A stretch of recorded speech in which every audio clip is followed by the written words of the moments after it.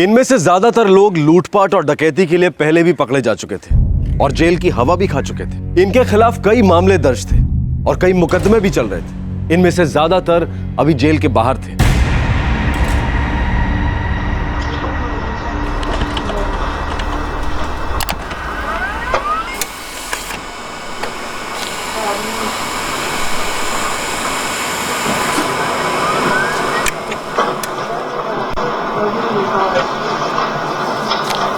प्रतीक,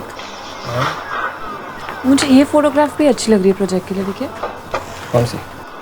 अच्छा, पर सब्जेक्ट पे नहीं जा रहा ना अंजलि, हमारा आर्टिकल साइड सीन पे नहीं है। Let's stick to the eateries, okay?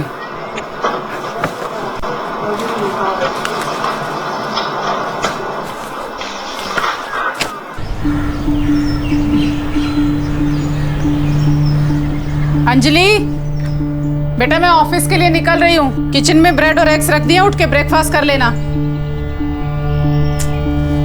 Anjali उठ जाओ बेटा। अच्छा मैं जा रही हूँ, बाय।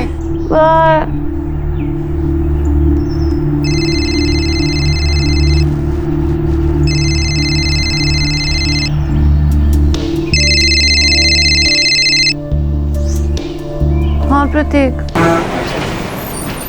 हाँ अंजलि, रचना ने एक नया असाइनमेंट दिया है, ओल्ड बिल्डिंग्स ऑफ मुंबई। तुम करना चाहोगी? या ऑफ कोर्स। ओके, तो एक काम करो, मुझे चर्चगेट में आकर मिलो अराउंड 10:30 बजे फिरोज के पास। पर प्रतीक 8:30 बज चुके हैं। हाँ तो जल्दी करो। Okay, I be there as soon as possible.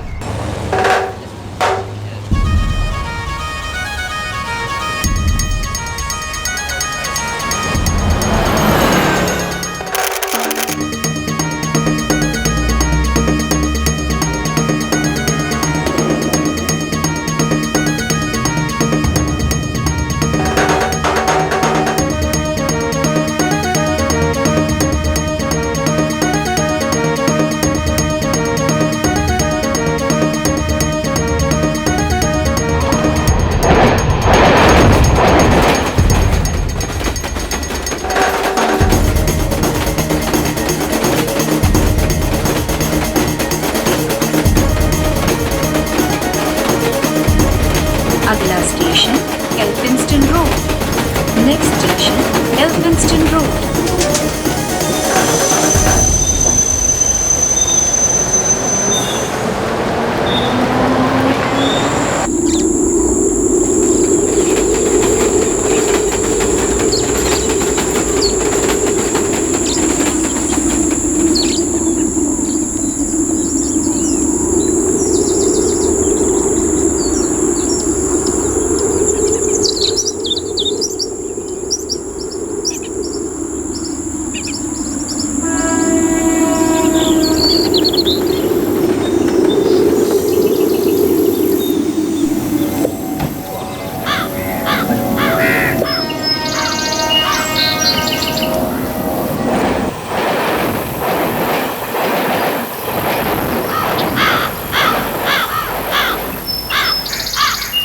Excuse me, इस मिल का अच्छा व्यू कहाँ से मिलेगा? अच्छा, ये दीवार पार कर लो, अच्छा भी मिलेगा। अच्छा उस तरफ? हाँ ओके, थैंक यू। आ जाओ।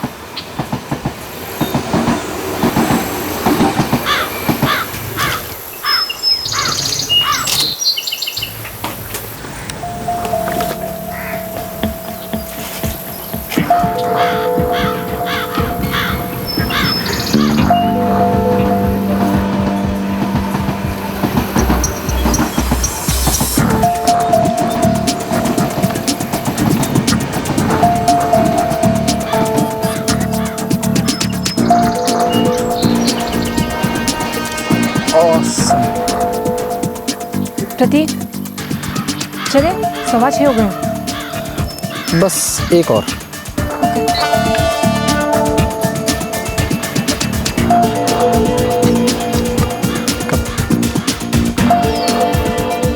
अच्छा शॉट। ओए, हाँ चलो, हमारे बॉस ने तुम लोगों को बुलाया। क्यों? अभी रेस्ट्रिक्टेड एरिया ये, फोटो खींचना मना है यहाँ पे। अरे पर अब जब हम आए थे तो इन दोनों से पूछा था, इन्होंने कुछ बताया नहीं। हाँ हाँ, अबे तू हमें नहीं जानता, लेकिन हम तुझे जानते हैं। इस मिल में कई सारे मर्डर्स हुए हैं, वो सब तूने किया है ना?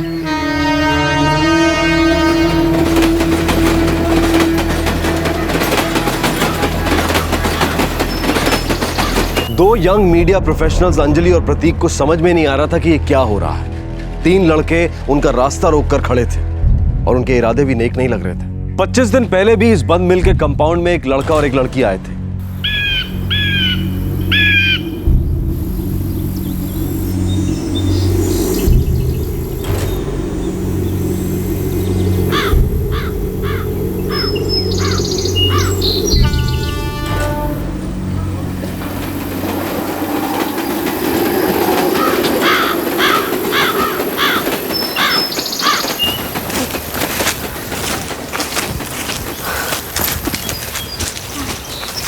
क्या हुआ? चलो। मैं थक गई हूँ। अरे बस इसे पार करते ही हम एल्फिंस्टन स्टेशन पहुंच जाएंगे।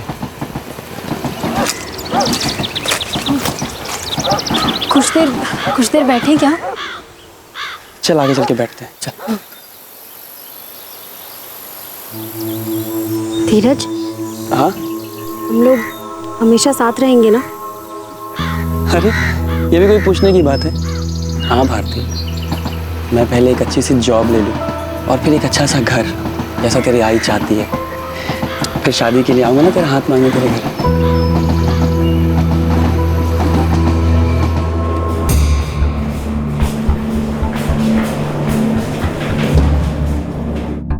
भारती निम्बाकर 21 साल की है, उसका फोन भी बंद है। मैंने उसके फ्रेंड धीरज शर्मा का भी फोन ट्राई किया था।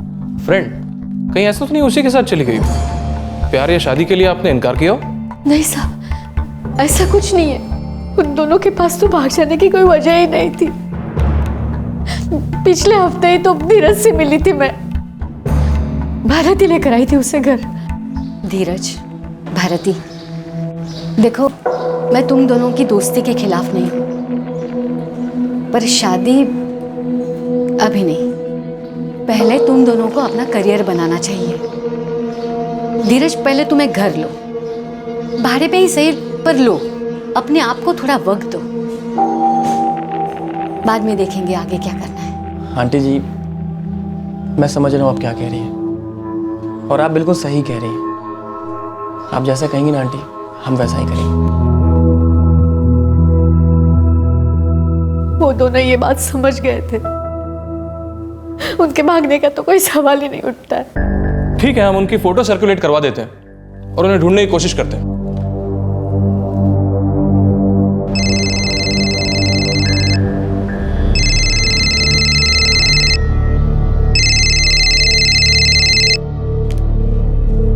हेलो, आई भारती, कहाँ है तू? आई मैं बिहार में हूँ। तू मेरी चिंता मत कर। बिहार में क्या हुआ भारती? धीरज भी तेरे साथ है क्या? तू वहां क्यों चली गई? हाय, तू समझ ना। देख, मैं बिल्कुल ठीक हूँ। अभी मैं तुझे कुछ नहीं बता सकती। मैं तुझे बाद में फोन करूंगी। क्या हुआ? तू वहां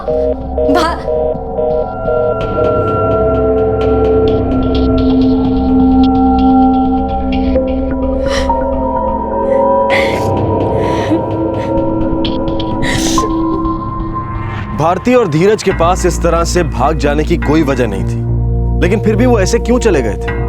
क्या मिल कंपाउंड में उनके साथ कुछ हुआ था?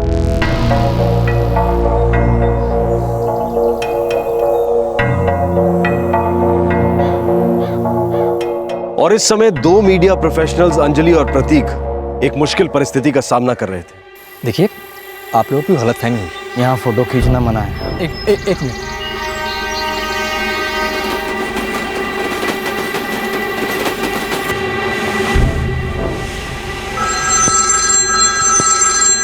हाँ प्रतीक, बोलो। हाँ रचना, हम लोग एल्फिंस्टन रोड के एक मिल के कंपाउंड में असाइनमेंट के लिए फ़ोटो खींचने आए थे। इनफैक्ट अभी भी वहीं पर है।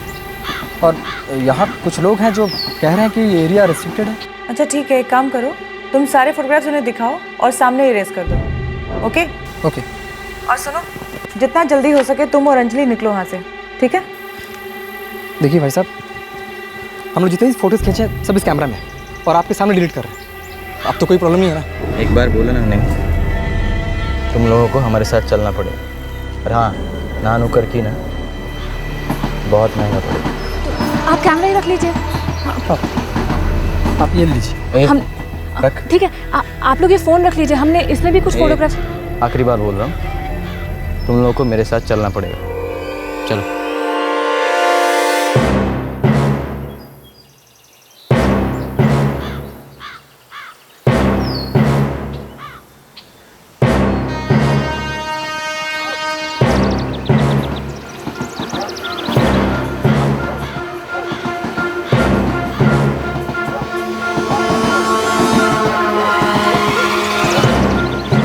चल चल चल चल चल। ये देख। अरे ये क्या कर रहे हैं आप लोग? कैमरा देने का शौक था तुझे? इधर खड़ा हो जा। क्या कर रहा है? बोल। चलो बेल्ट निकालो।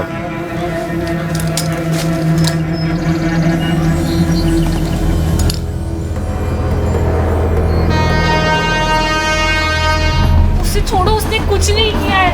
उसने छोड़ो, उसने कुछ नहीं किया। तुम्हें अब्दुल देखिए, रुकिए, आपको कोई गलतफहमी हो रही है। उसने कुछ नहीं किया है।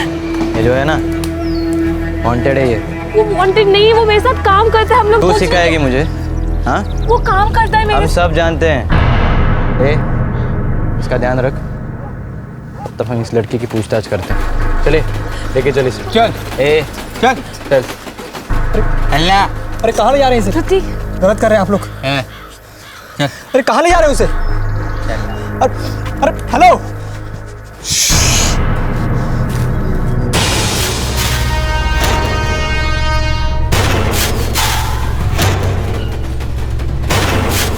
चल।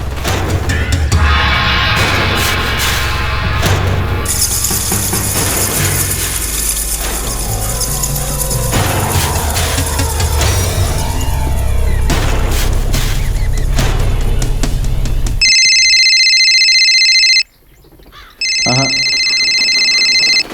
उठाना मत।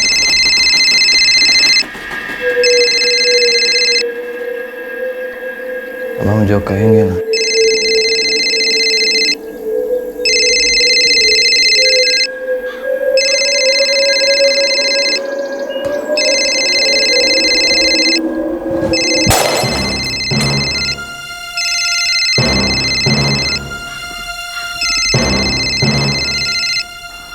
अपनी माँ से बोल तो ठीक है,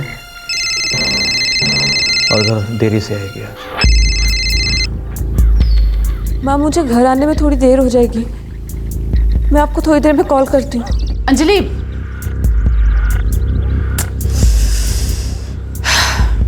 अब हम जो कहते हैं वो कर दीजिए।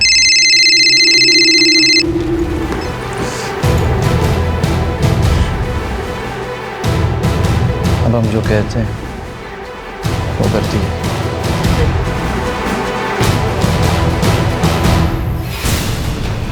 आ जाओ, पूछताछ चालू है।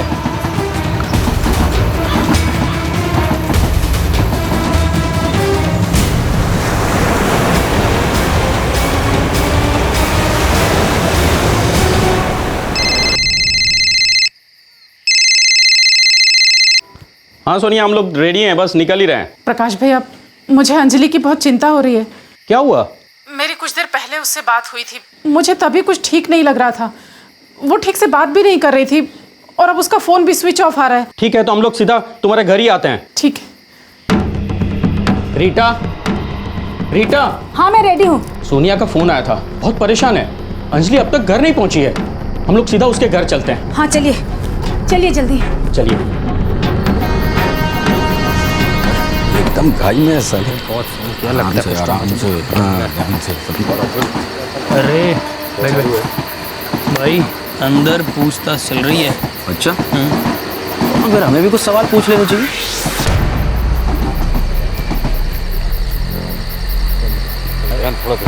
तब तक मैं इस लड़के को गलतफहमी हो रही है आप लोगों से, प्लीज समझो। तू चुप करता है या मैं कराऊं?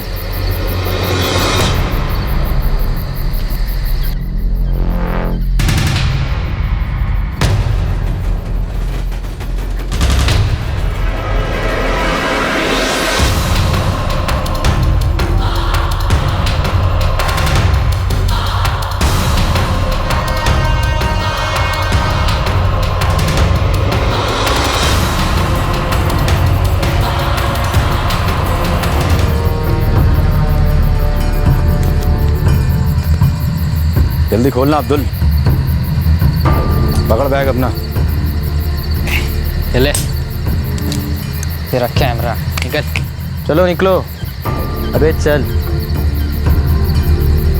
अबे चल ना।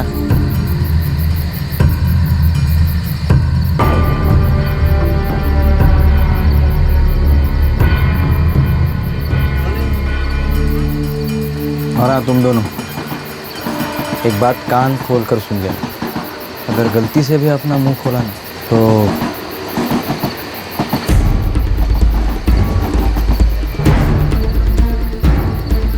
चलो किसको। अबे चल।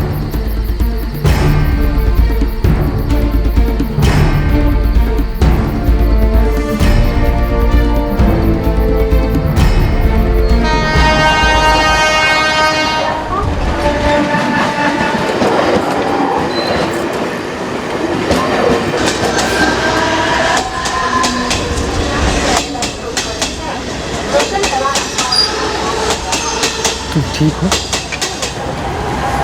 उन्होंने मेरा रेप किया है।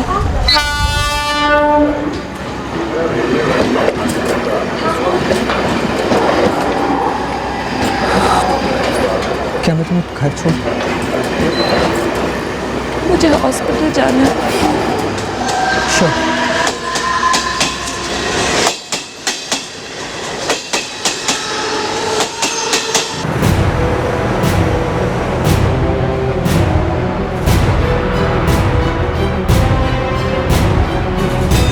मैं अंजलि को लेकर हॉस्पिटल जा रहा हूँ। ठीक है, मैं सीधा हॉस्पिटल पहुंचती हूँ।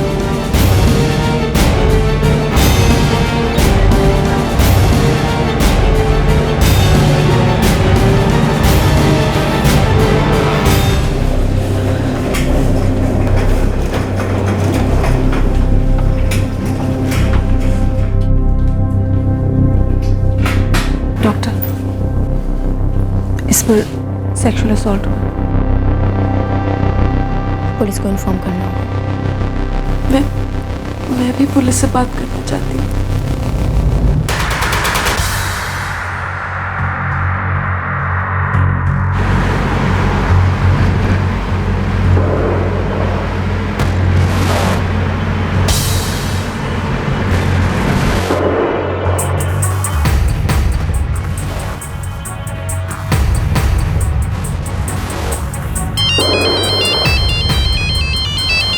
अंजलि का फोन है। हेलो अंजलि, बेटा कहाँ है तू? मम्मा, मम्मा मैं हॉस्पिटल में हूँ। हॉस्पिटल में क्या कर रही है? मम्मा, क्या कहा अंजलि ने? सोनिया, सोनिया संभालो अपने आप को। सोनिया, क्या हुआ? सोनिया बताओ। क्या हुआ सोनिया? सोनिया पानी लेके आइए। कुछ तो बता, क्या हुआ?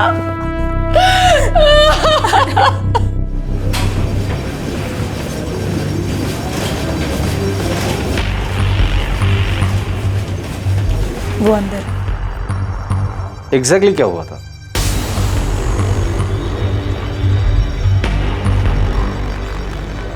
इस हैवानी घटना की खबर सोशल मीडिया के जरिए हर जगह फैल गई थी। पूरा शहर सकते में आ गया था। मुंबई को औरतों के लिए सबसे सुरक्षित शहर माना जाता रहा है, लेकिन इस घटना ने सच की धज्जियां उड़ा दी और पूरे पुलिस बल को कटघरे में लाकर खड़ा कर दिया।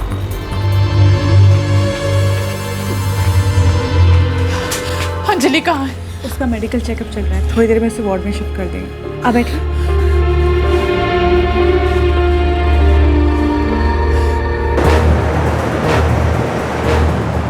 वो 5 लोग थे।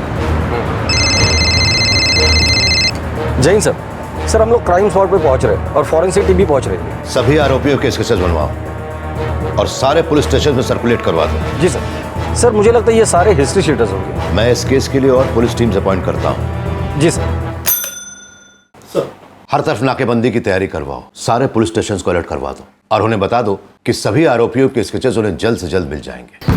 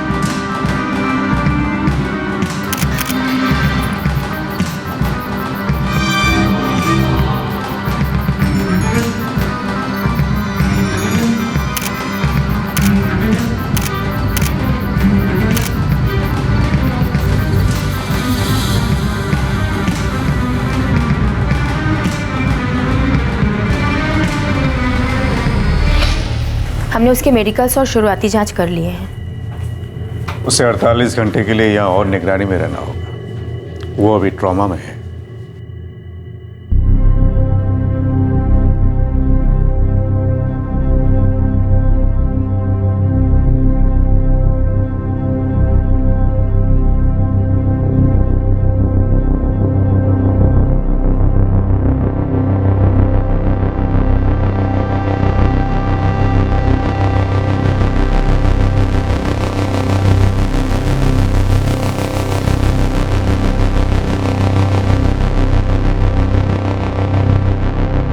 हमारे वहाँ पहुँचते ही जो 2 लोग मिले थे वो मीडियम हाइट के थे और उनकी उम्र तकरीबन 20-22 साल। आप एक एक करके उनका हुलिया बताइए। हाँ,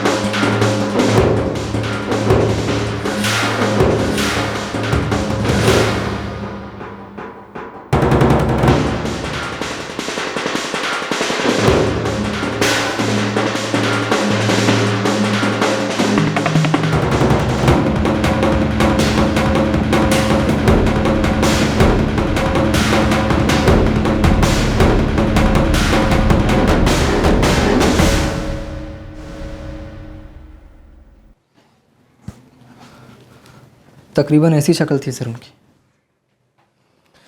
ये सारे स्केचेस हर एक पुलिस स्टेशन में भेज दो।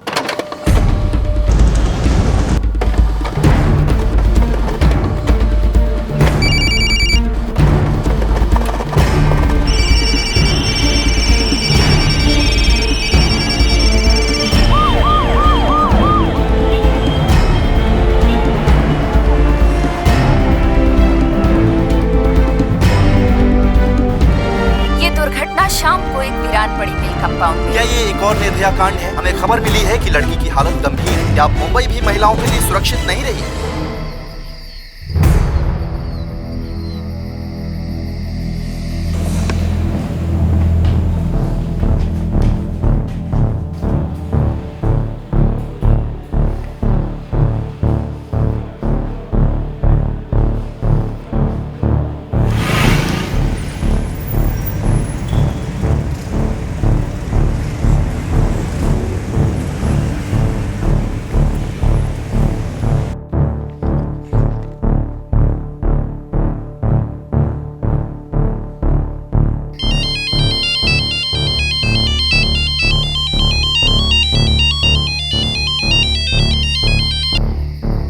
हाँ हेलो साहब। हाँ रेहान, कहाँ पे तू?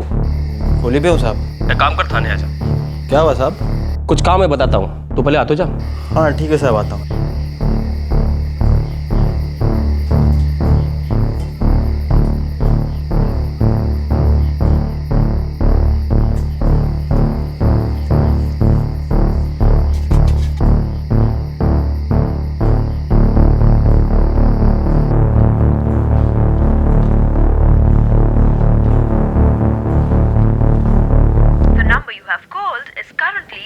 Off. Please try again later. The number you have called is currently switched off.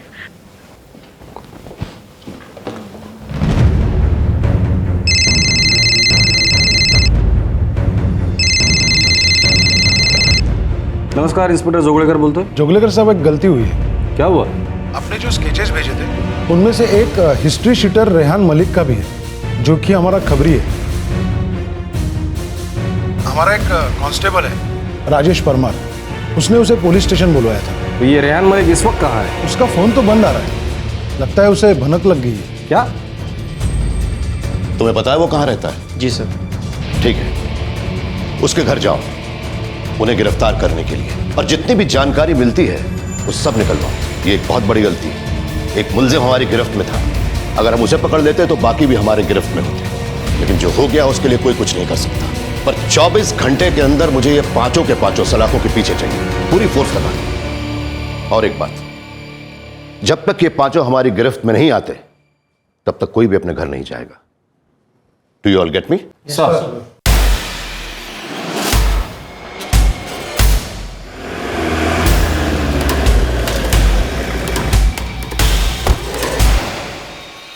Sir ये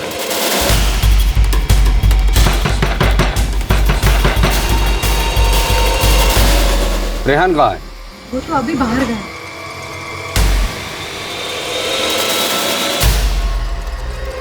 साहब हुआ क्या है साहब? कुछ बताइए तो सही। रेहान कहाँ है?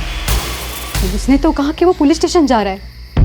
अम्मी, मैं जरा जाके आता हूँ, देर हो गया आने में। पर तू जा कहाँ रहा है?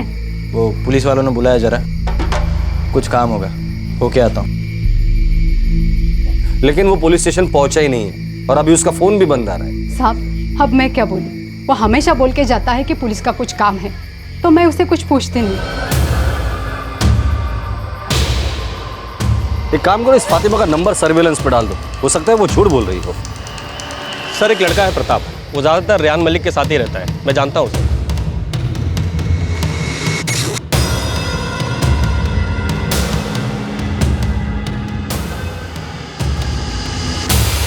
सलाम साहब, रेहान भाई ने भेजा। चलो रख, याद रखना। ये प्रताप अभी कहाँ मिलेगा हमें? सर वो धोबी घाट के पास रेलवे यार्ड में सोता है।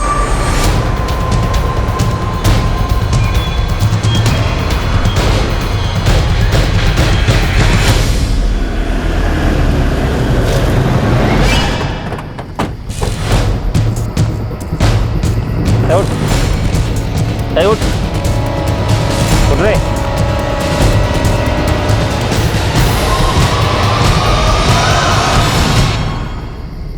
प्रताप, ये प्रताप है सब। प्रताप, उठ उठ।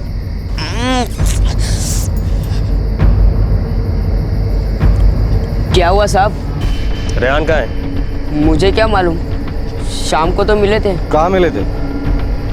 पार्लर में। साहब हम पार्लर में पत्ते खेल रहे थे, फिर सब लोग चले गए। उस वक्त तुम्हारे साथ कौन कौन था? रेहान भाई, संजय भाई, जावेद भाई और मैं। इनमें से ये तो रेहान है, क्या इन लोगों को जानते हो तुम?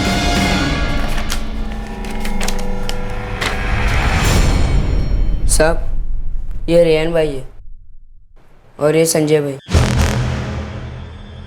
ये जावेद भाई, ये नजीब भाई और ये अब्दुल भाई। तुम इन सबको जानते हो? हाँ साहब, जब अब्दुल भाई का फ़ोन आया तब रेहान भाई निकले, फिर थोड़ी देर बाद संजय भाई और जावेद भाई निकले। पता इन लोगों ने घिनौना काम किया और ये लोग हमें किसी भी हालत में चाहिए। चल बोल, ये लोग कहाँ हैं? साहब हम पार्लर में पत्ते खेल रहे थे, रेहान भाई, संजय भाई, जावेद भाई और मैं।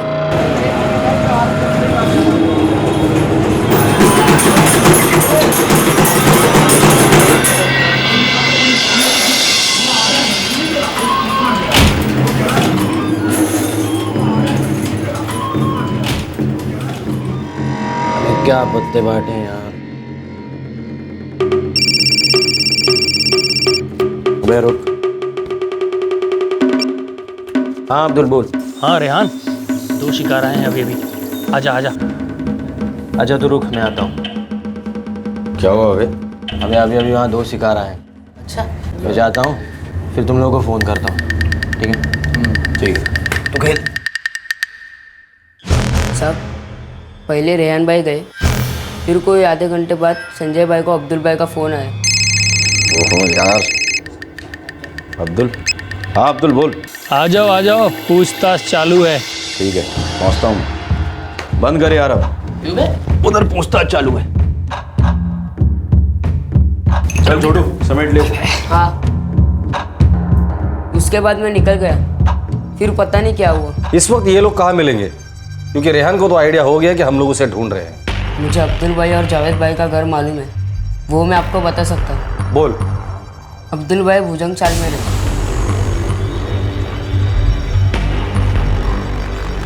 और जावेद भाई रागदेवी चाल में रहते हैं।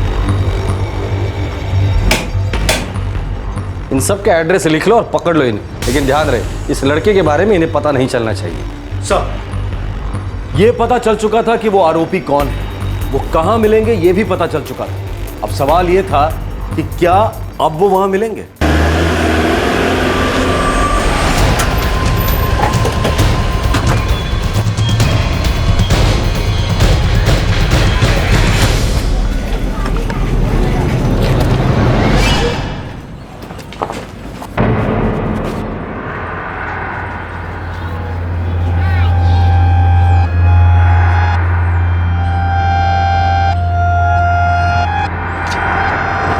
अरे सुन, ये रूम नंबर 18 किधर है? अब्दुल बारी का घर। अब्दुल बारी सब, ये सीधा जाके लेफ्ट मार के रहेगा। ये पहला लेफ्ट? हाँ सब।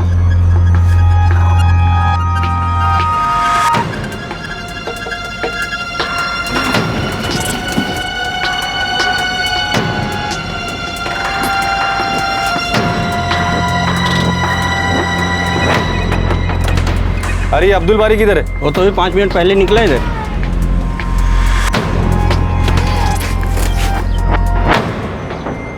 हाँ लगता है अब्दुल हमारे हाथ से निकल गया। तुम लोग तुरंत जावेद के पास पहुंचो। हाँ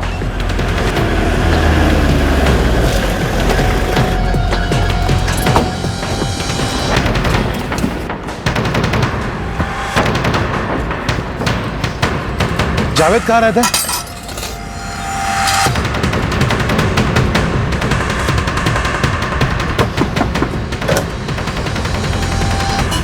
जावेद घर पे है? जी है। आप कौन? पुलिस। अरे बताइए भी तो सही, उसने किया क्या है? सर,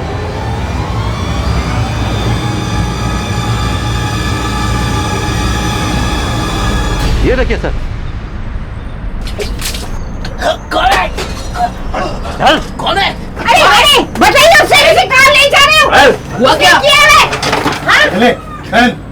लेके चलो इसे। कहाँ ले जा रहे हैं? बताओ। अरे साहब मैंने क्या किया? चल बताते हैं क्या किया, चल।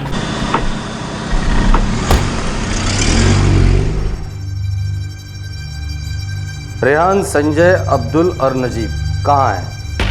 मुझे पता नहीं साहब। कल शाम को तुम 5 लोग मिल के कंपाउंड में थे कि नहीं? थे कि नहीं?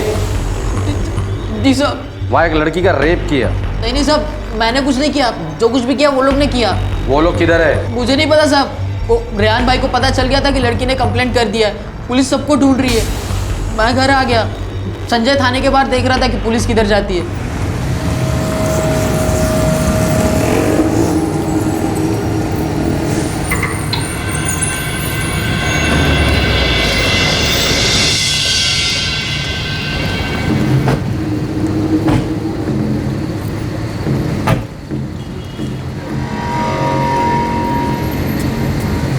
सब संजय को पता चल गया था कि प्रताप आपके हाथ लग गया है। और आज सुबह तुम लोग भागने की तैयारी में थे। तू कैसे रह गया रे? वो मुझे बहुत नींद आ रही थी, ज्यादा सो गया। रेहान, अब्दुल, संजय और नजीब, चारों के नंबर दे। वो तो मेरे मोबाइल में है। सर सबके नंबर मिल गए। ये सारे नंबर सर्विलेंस पे डाल दो और इनके जितने भी कॉन्टैक्ट्स हैं सबको हिरासत में ले लो। सर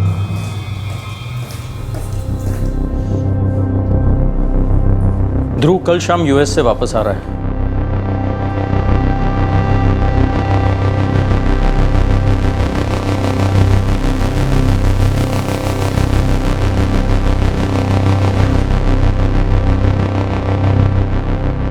उनमें से एक पकड़ा जा चुका है। मुझे आइडेंटिफिकेशन के लिए बुलाया गया है और पुलिस कह रही है कि बहुत ही जल्द बाकी भी पकड़े जाएंगे। इस जावेद का बयान ले लो, बाकी सारे आरोपियों के स्केचेस और डिटेल्स हर जगह फ्लैश कर दो। जैसे भी हो इन्हें इनके बिल से बाहर निकालना है।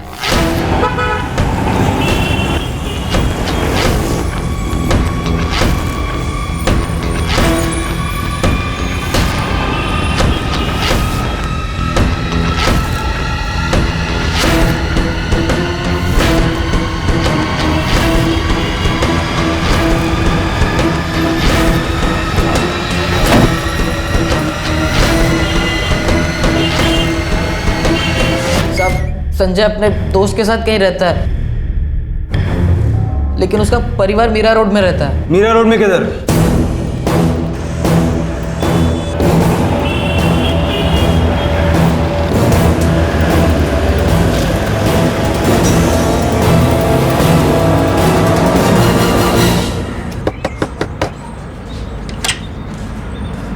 संजय,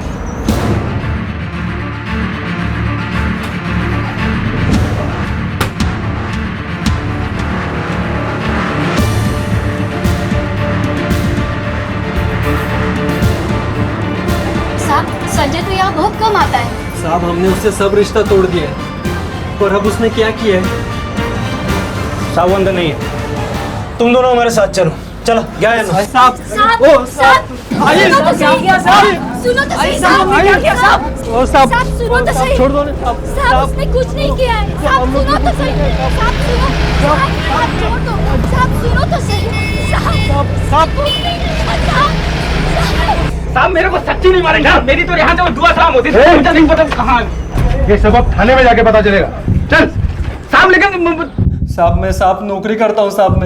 मैं मेरे भाई संजय से कोई लेना देना नहीं है। हम लोग साथ में भी नहीं रहते साहब। तो वो कहाँ रहता है? किसी दोस्त के साथ?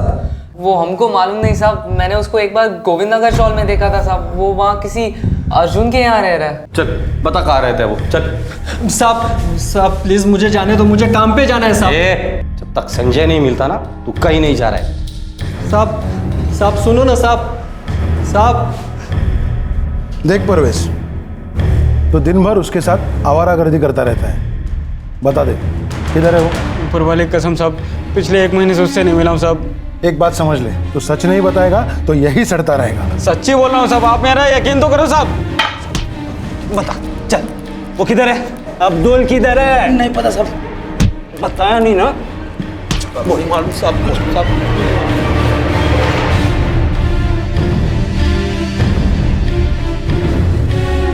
अगर संजय, अब्दुल, नजीब और रेहान ये चारों हमारे हाथ नहीं लगे ना तो सबके सब मरोगे।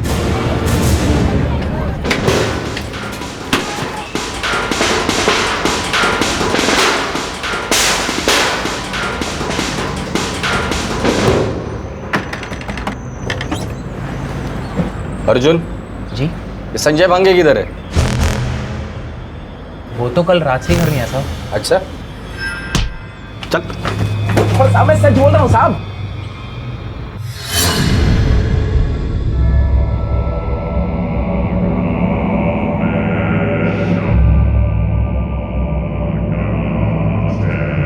हाँ सर, ये वही लड़का है जो फ़ोन करने के बाद आया था।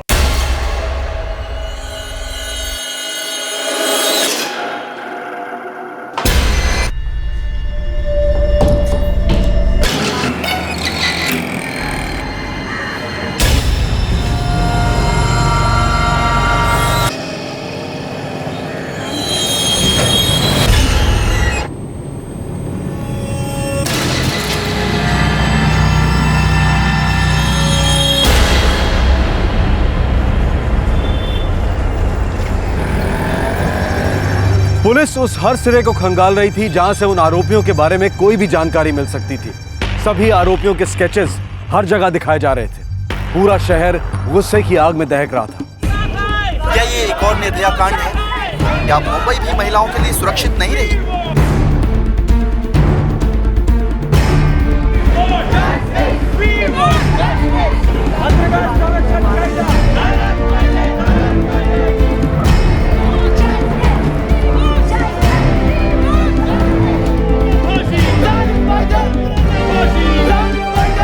और शहर से कहीं बहुत दूर भारती ने उन स्केचेस को देखा। वो अंजलि के साथ हुए घिनौने अपराध से 25 दिन पहले ही वहां से भाग गई थी। मुंबई पुलिस इन अपराधियों की तलाश में है। रेहान मलिक, संजय भांगे, अब्दुल बारी और नजीब जब्बार। किसी भी व्यक्ति को इन आरोपियों के बारे में कोई भी जानकारी मिले तो तुरंत के रोड पुलिस स्टेशन से संपर्क करें। 444 555 666।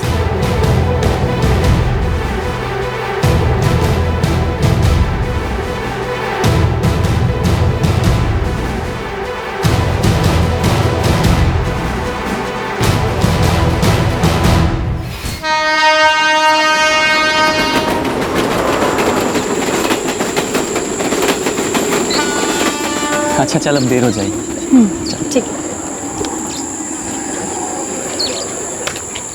ओए, यहाँ क्या कर रहे हो? स्टेशन जा रहे थे तो थोड़ी देर के लिए यहाँ रुक गए।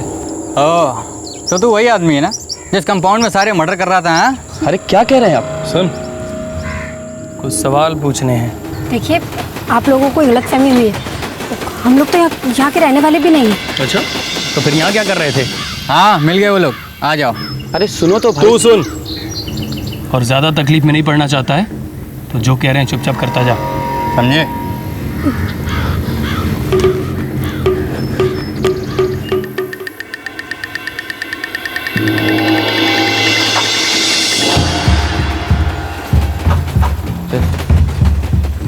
जल्दी से कपड़े पहन ले चल।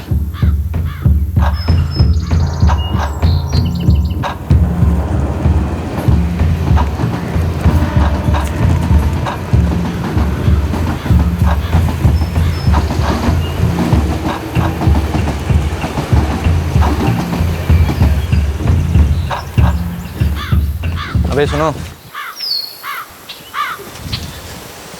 देख किसी को कुछ बोलना मत,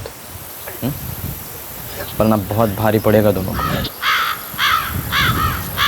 और तेरी तो फोटो भी है हमारे पास।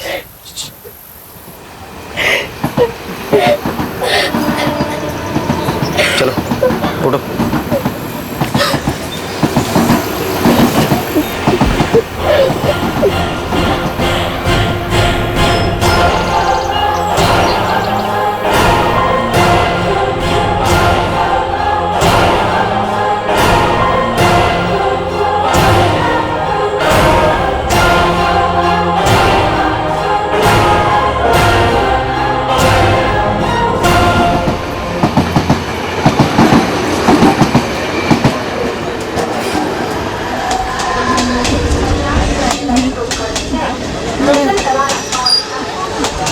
मैं घर नहीं जाऊंगी,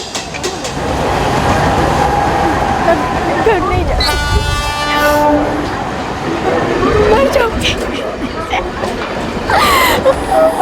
नहीं भारती, इसमें तेरी कोई गलती नहीं है।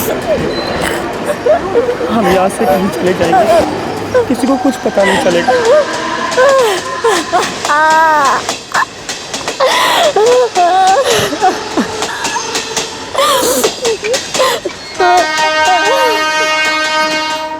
ये तो वही लोग हैं, उन्होंने एक और लड़की को अपना शिकार बनाया। धीरज, वापस चलते, मुझे और चुप नहीं बैठना है। चलो धीरज।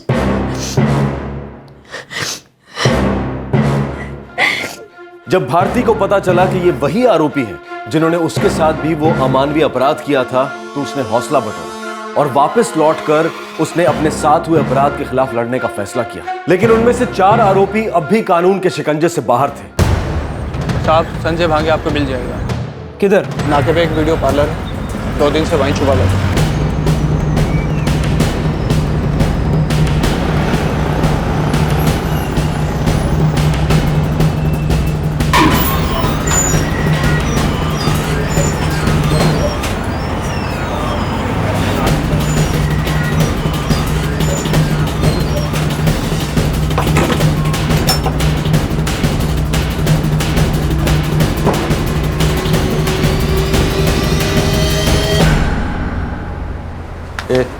चल।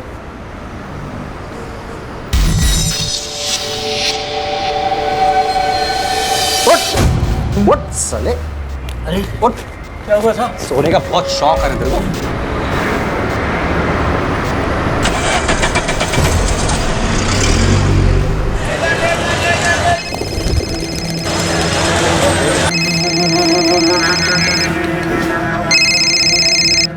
शकील बोल। सर, एक लड़का है आदिल अंसारी, उसे नजीब जब्बार के बारे में पता है। फोन दे उसको। जी साहब। साहब, नजीब कल रात मेरे घर आया था।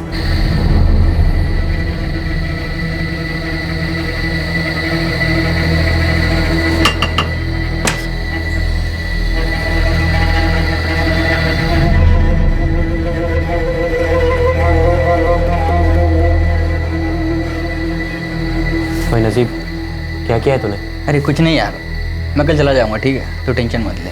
देख, सच सच बता, ये जो लड़की का दिखा रहे हैं अखबार और टीवी में, कहीं तो उसमें तो शामिल नहीं है ना? क्योंकि उसी मिल की बात है जहाँ तू अक्सर जाया करता था। अरे तू मस्त रहना यार, तू टेंशन क्यों लेता है? मैं कल चला जाऊंगा, ठीक है? तुझे कुछ भी नहीं होगा।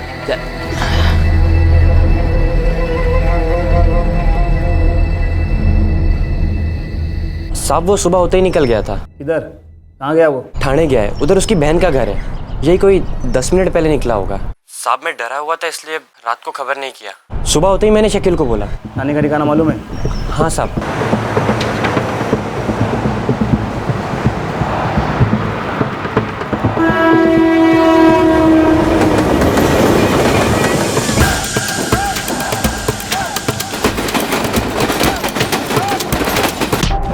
नहीं पता साहब, टांग तोड़ के हाथ में दे दूंगा। बोल, अब्दुल और रेहान कहाँ हैं? साहब रेहान का तो उसकी माँ को पता होगा, मुझे कैसे पता होगा साहब? नजीब जब्बार का? मुझे नहीं पता साहब। 27 की रात को पुलिस थाने के बाहर तू निगरानी रख रहा था, तूने ही सबको अलर्ट किया ना?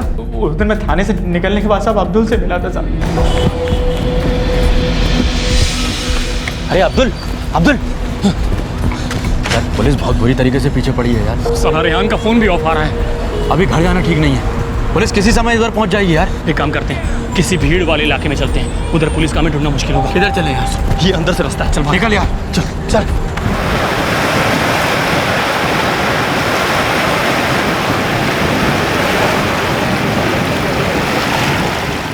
साहब उसके बाद सुबह तक हम लोग साथ थे साहब, फिर वो किधर गया साहब मुझे नहीं मालूम साहब।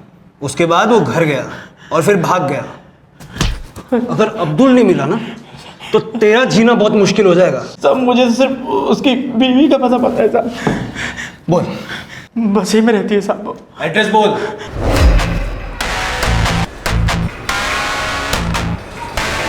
मोहरा साहब, नजीब की बहन का घर ये आगे सर। ये रहा साहब, ये घर।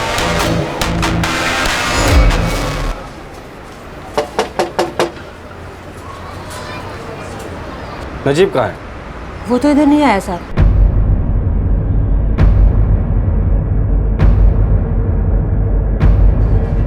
वो अंदर नहीं। बोल। ध्यान रखिए ये औरत किसी भी कॉल का रिप्लाई न कर पाए और तुम यही रहना।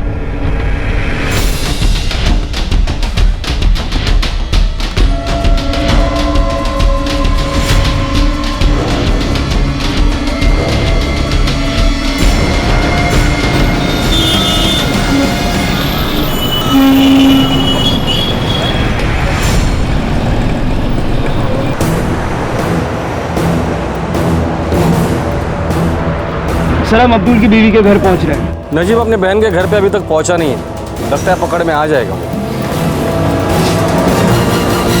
सर हम रेहान की मां फातिमा पर निगरानी रख रहे हैं। उसे लगातार अलग अलग पीसीओ से फोन आ रहे हैं सर। ये फातिमा हमसे जरूर कुछ छुपा रही है। चलो इसे उठा लेते हैं।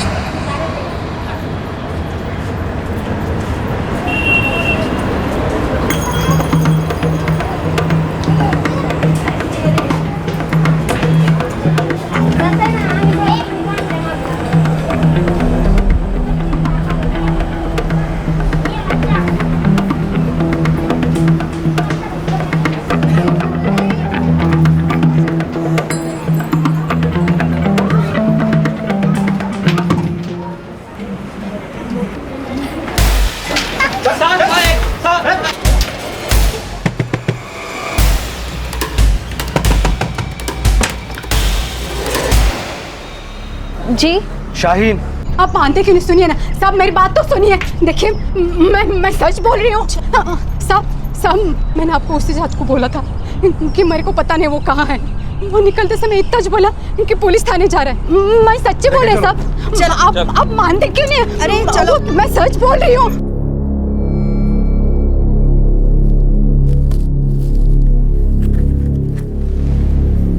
ठीक है, कंप्लीट चेकअप के बाद कल हम इन्हें हॉस्पिटल से डिस्चार्ज कर देंगे।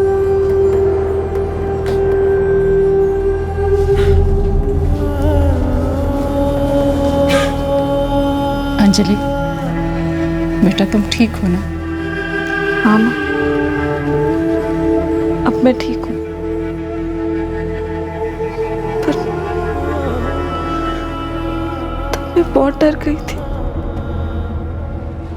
अंजलि तुमने बहुत बहादुरी दिखाई बेटा, इसी तरह तुम्हें आगे भी स्ट्रांग रहना है। अंजलि, घबराने की अब कोई ज़रूरत नहीं, हम सब तुम्हारे साथ हैं।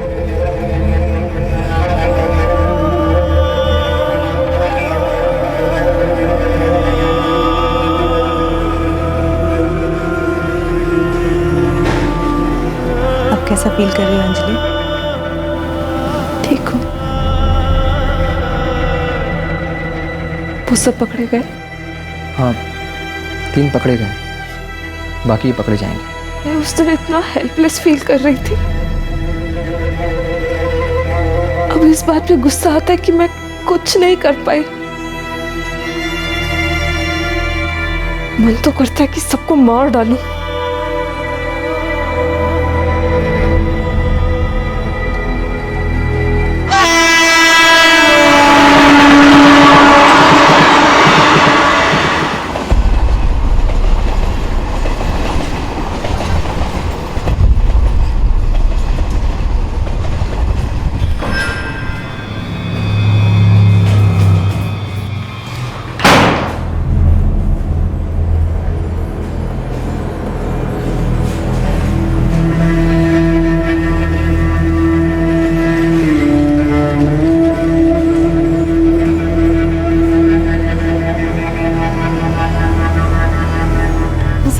सच बोल रहे सब, मेरे पे विश्वास कीजिए सब, मैं सच बोल रही है सब। फातिमा, जब तक रिहान नहीं मिल जाता तुम अंदर ही रहोगी। लेके जाओ इसे। सब अब कितने बार बोलूं साहब, मेरे को कुछ नहीं पता। रुको, फोन लो उसका। लैंडलाइन नंबर सर, पक्का किसी पब्लिक बूथ से होगा। बात करो, स्पीकर फोन ऑन कर। हेलो अम्मी। हाँ बेटा। वो पुलिस आई थी क्या घर पे? ना बेटा। ठीक है, मैं तुझे शाम को फिर फोन करता हूँ। ठीक है। फातिमा, रेहान कहाँ है बता दे, वरना तुम्हारा जीना मुश्किल कर देंगे हम लोग। साहब, वो अस्पताल में किसी वेटिंग रूम में 2 दिन से वो वही है। कौन सा हॉस्पिटल? सर, दिल्ली पुलिस कल रेलवे स्टेशन पर पहुंच जाएगी। अब्दुल बारी दिल्ली मुंबई एक्सप्रेस से निकला है। गुड, कल तक सारे आरोपी हमारी कस्टडी में होंगे।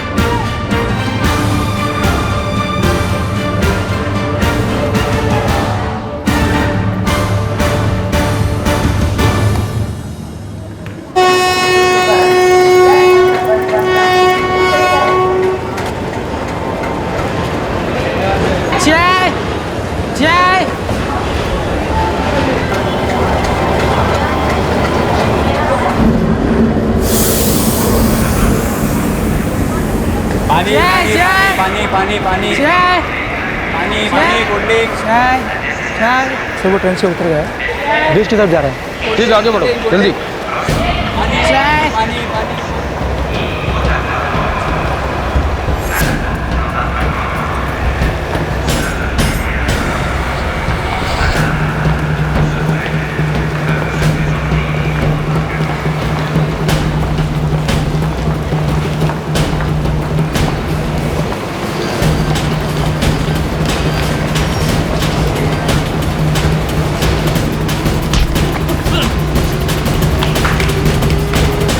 सर, अब्दुल बारी पकड़ा गया है।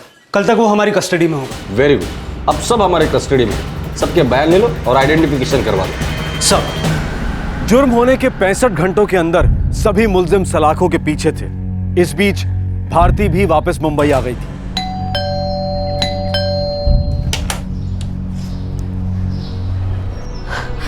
भारती,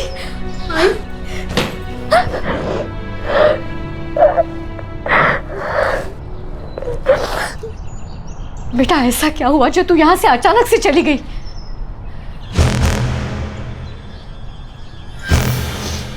भारती, तुम ऐसे कहाँ चली गई थी? सर, उस दिन घर जाते वक्त मेरे साथ कुछ हुआ था। क्या हुआ था? मैं धीरज के साथ इनके रास्ते से रेलवे स्टेशन की तरफ जा रही थी और थोड़ी देर के लिए वहीं रुक गए।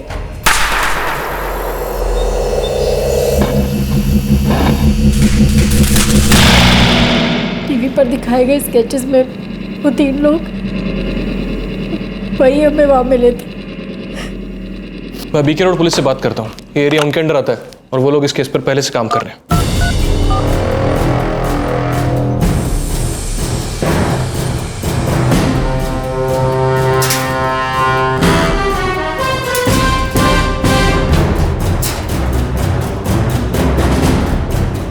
तीन अक्टूबर को और एक लड़की के साथ तुम लोगों ने यही हरकत की।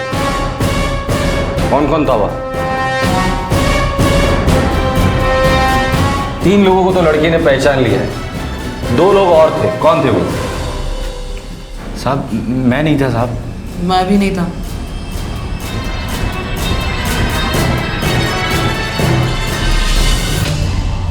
साहब वो ये संजय का भाई था करण। साहब कुछ किया नहीं है साहब। और कौन था? कौन था? वो परवेज जलील था साहब। परवेज जलील उसको भी तो उठाया था इन लोगों का पता करने के लिए। ये सब अब थाने में जाके पता चलेगा। ओ साहब आप क्या हुआ है साहब? इतने दिन हम लोग अंदर थे ना, वो संजय भी मिल गया आपको साहब। ये तुम्हारा करण भी रेप में शामिल था क्या? चला क्यों चला करण? साहब इसे छोड़ दीजिए, इसे कुछ नहीं किया है साहब। साहब आपको कोई गलतफहमी हुई है साहब। साहब आपको कोई गलतफहमी हुई है साहब। साहब ये तो कंस्ट्रक्शन साइट में काम करते हैं साहब। साहब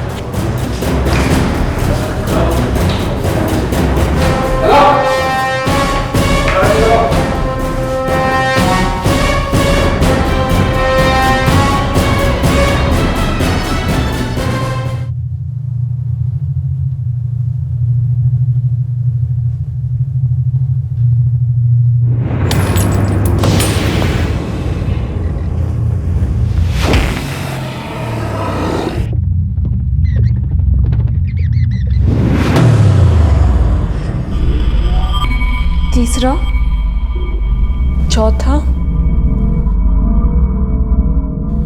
छठा, 8वां और 9वां।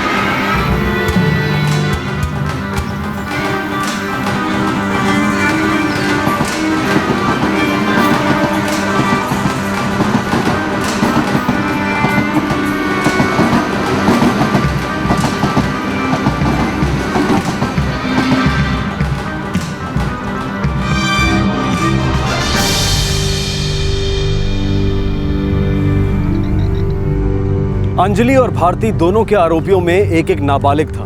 दोनों को जुवेनाइल होम भेज दिया गया है। जांच से पता चला कि इन आरोपियों ने बहुत सी औरतों को अपनी बर्बरता का शिकार बनाया था और बहुत सी औरतों ने शिकायत ही दर्ज नहीं की। सभी आरोपियों पर आईपीसी की धारा 120 बी के तहत आपराधिक षड्यंत्र करने के लिए, धारा 376 डी के तहत गैंगरेप करने के लिए, धारा 377 के तहत अप्राकृतिक तरीके से अपराध करने के लिए, 341 के तहत किसी पर गलत इरादे से अवरोध लगाने के लिए, धारा 506 के सेक्शन 2 के तहत किसी को चोट पहुंचाने और धमकाने के लिए, धारा 201 के तहत सबूत मिटाने के लिए, आईपीसी की धारा 323 के तहत अपनी इच्छा से किसी को बुरी तरह से चोट पहुंचाने के लिए, धारा 342 के तहत गलत इरादे से किसी को बंदी बनाकर रखने के लिए और धारा 34 के तहत एक ही मंशा से कई लोगों द्वारा कार्य करने के लिए बुक किया गया है। इसके अलावा अब्दुल बारी पर आईटी एक्ट के तहत सेक्शन 67A भी लगाया गया है। प्रशासन ने केस को फास्ट ट्रैक करने का वादा किया।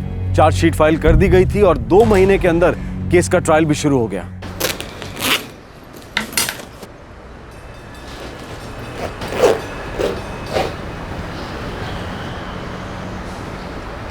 आई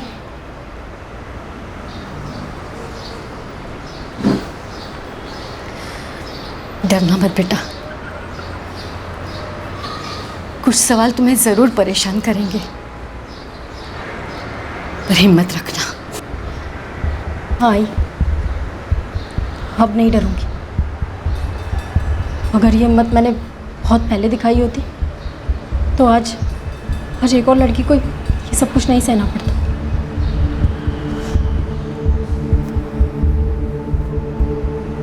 भैया मैं रेडी हूँ। अंजलि सब ठीक हो जाएगा। हाँ तो बी स्ट्रॉन्ग। हाँ तुम आप रेडी हो? हाँ बेटा। चलिए। बेटा मैं तो बहुत डर गई थी, पर मैं जानती हूँ कि मेरी बेटी बहुत बहादुर है। माँ, जो मेरे साथ हुआ ना, कई लड़कियों के साथ हुआ होगा। मुझे सिर्फ इस बात की खुशी है कि आपको मुजरिमों को सजा मिल रही है।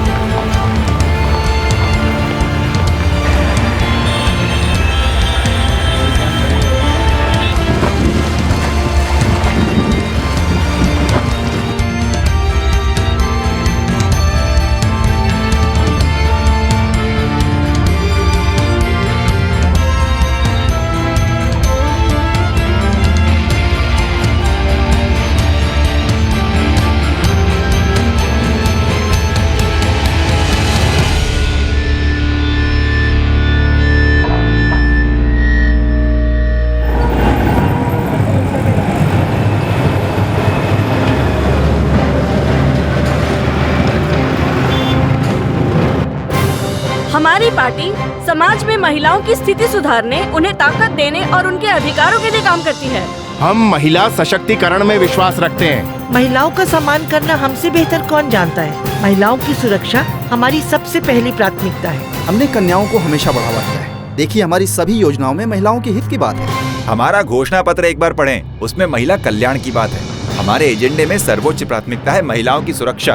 हमारे उम्मीदवारों की लिस्ट देखिए, हमने सभी पार्टियों से ज्यादा अधिकतम महिला उम्मीदवारों को मैदान में उतारा है।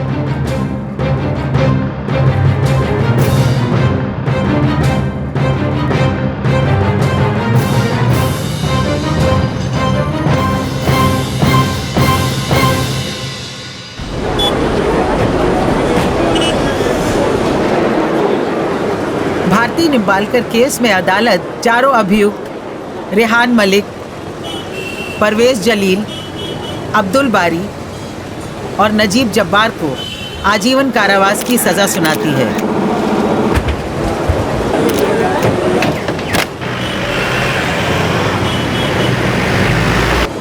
अंजलि केस में अभियुक्त संजय भांगे को भी आजीवन कारावास दिया जाता है। तीनों आरोपी रेहान मलिक, अब्दुल बारी और नजीब जब्बार को बाकी आरोपों के अलावा आईपीसी सेक्शन 376E के तहत भी चार्ज किया गया है। अगर इनमें सुधार की गुंजाइश ना भी बची हो तब भी कोई और कभी ऐसा करने की हिम्मत ना करे, ये सुनिश्चित किया जाना जरूरी है। इनके खिलाफ सख्त रवैया अपनाने की जरूरत है। आपराधिक न्याय का उद्देश्य ही सुधार और रोकथाम है। इस मामले के आरोपियों में कानून के लिए जरा भी इज्जत नहीं थी, खौफ नहीं था।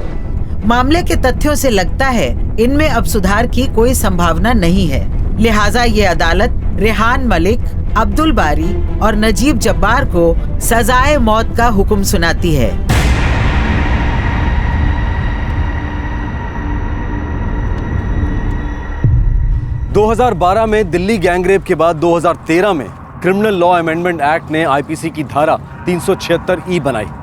इस सेक्शन के अंतर्गत बलात्कार के आरोपियों को एक बार से ज्यादा बलात्कार का आरोप सिद्ध होने पर सजाए मौत दी जाएगी। सभी दोषी अभी अपनी अपनी सजा काट रहे हैं। सेशन कोर्ट के इस फैसले के खिलाफ उच्च न्यायालय में अपील की जा सकती है। दोनों नाबालिगों का केस अभी कोर्ट में आना बाकी है। सभी दोषियों के परिवार वालों ने सामाजिक बहिष्कार का सामना किया। कई परिवारों ने शहर में अपने घर बदल लिए, कईयों ने तो शहर ही बदल लिए और कई अब भी अपनी रोजी रोटी की जद्दोजहद में लगे हैं। हम उनकी इस हालत से सहानुभूति रखते हैं। उन मुजरिमों ने जो भी किया उसमें उनके परिवार वालों की कोई गलती नहीं। दोनों बहादुर लड़कियां अपनी जिंदगी में आगे बढ़ रही हैं। हम उनकी हिम्मत को सलाम करते हैं और उनकी सलामती और अच्छे भविष्य की कामना करते हैं। इस तरह के जघन्य अपराध के लिए सिर्फ सामाजिक परिस्थितियों को दोष देना सही नहीं है। इस तरह के जुर्म कानून और व्यवस्था में भारी खामी की ओर इशारा करते हैं और हमारे नेता इस न्याय और व्यवस्था प्रणाली को मजबूत बनाने और सुधारने की बजाय एक विकृत नजरिया पेश करते हैं और बाद में रोना रोते हैं कि उनके बयानों को तोड़ मरोड़ कर पेश किया गया था। साफ तौर पर यह गलती उन लोगों की है जिन पर व्यवस्था को मजबूत बनाने की जिम्मेदारी है, जो कानून बनाने वाली कुर्सियों पर बैठे हैं, जो अपराधियों को बचाते हैं और सिस्टम को कमजोर करते हैं ताकि उनके साथी जुर्म करके बच निकले, जो अपराधियों और उनकी हरकतों का साथ देते हैं, उनसे संवेदना जाहिर करते हैं, जो असल में महिला सशक्तिकरण, महिला सुरक्षा से दूर भागते हैं। हालांकि उनके घोषणा पत्रों और भाषणों में इसका जिक्र जोर शोर से किया जाता है। साफ तौर पे गलती हमारी भी है क्योंकि हम ऐसे लोगों को कुर्सियों पर बैठने का अधिकार देते हैं। गलती हमारी है कि हम सबसे बड़े लोकतंत्र होने का दम तो भरते हैं, लेकिन ऐसे लोगों के तले पड़े उन्हें हम पर राज भी करने देते हैं। गलती हमारी है जो इस दयनीय हालत में भी हम सब मंजूर किए हाथ पर हाथ धरे बैठे। आपसे फिर मुलाकात होगी क्राइम पेट्रोल दस्तक में एक और नए केस के साथ। तब तक अपना ख्याल रखें, सुरक्षित रहें और सतर्क रहकर एक अच्छे नागरिक का फर्ज अदा करें। जय हिंद। इस तरह के और भी एपिसोड देखने के लिए हमारे चैनल को सब्सक्राइब करें और बेल आइकन दबाना ना भूलें।